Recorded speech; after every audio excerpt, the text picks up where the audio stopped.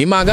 2026ခုနှစ်ဟာသူ့ရဲ့ professional ဘောလုံးကစားသမားဘဝရဲ့နောက်ဆုံးနှစ်ဖြစ်နိုင်တယ်လို့ဝန်ခံပြောကြားလိုက်ပါတယ်။ Brazil Star ကတော့2026ကမ္ဘာ့ဖလားဟာသူ့ရဲ့နောက်ဆုံးအကြိမ်ကြီးမားတဲ့ပြိုင်ပွဲဖြစ်လာနိုင်တယ်လို့အရေးအမြွက်ပြောခဲ့တာပါ။ PSG ကစားသမားဟောင်းဖြစ်တဲ့နေမာဟာ Brazil မှာဆယ်ကျော်တဲ့ prodigy တယောက်ဖြစ်နာမည်ကြီးလာပြီးနောက် FC Barcelona ကိုအပြောင်းအရွှေ့ကြီးနဲ့ရောက်ရှိခဲ့သူဖြစ်ပါတယ်။ဒီလအစောပိုင်းမှာတော့သူ့ရဲ့အသက်34နှစ်ပြည့်မွေးနေ့ကိုကျင်းပခဲ့ပြီး veteran အဆင့်ထဲဝင်လာခဲ့ပါပြီ။ဒါပေမဲ့တိုက်စစ်မှုဖြစ်တဲ့နေမာရဲ့အသက်30ကျော်ကာလတွေဟာဒဏ်ရာပြဿနာတွေနဲ့ပြည့်နှက်နေခဲ့ပါတယ်။ခြေချင်းဝစ်ဒူးနဲ့ hamstring ဒဏ်ရာတွေကြောင့်ကစားချိန်တွေမကြာခဏပြက်ကွက်ခဲ့ရပါတယ်။နေမာဟာ2024ခုနှစ်မှာသူ့ရဲ့ငယ်ယုံကားကလပ် Santos FC ကိုပြန်လည်ရောက်ရှိလာခဲ့ပြီးသူ့ရဲ့စာချုပ်ကတော့2026ခုနှစ်မှာကုန်ဆုံးမှာဖြစ်ပါတယ်။ Kesa TV နဲ့အင်တာဗျူးမှာအနာဂတ်အစီအစဉ်တွေကိုမေးမြန်းခံရချိန်မှာနေမာကစိတ်မကောင်းစရာကောင်းတဲ့အဖြေတစ်ခုပေးခဲ့ပါတယ်။အခုကစပြီးဘာဖြစ်မလဲဆိုတာကျွန်တော်မသိပါဘူး။ဒီဇင်ဘာရောက်တဲ့အချိန်မှာကျွန်တော်အနားယူခြင်းသွားနိုင်တယ်။ကျွန်တော်ကတစ်နှစ်ပြီးတစ်နှစ်စဉ်းစားပြီးနေပါတယ်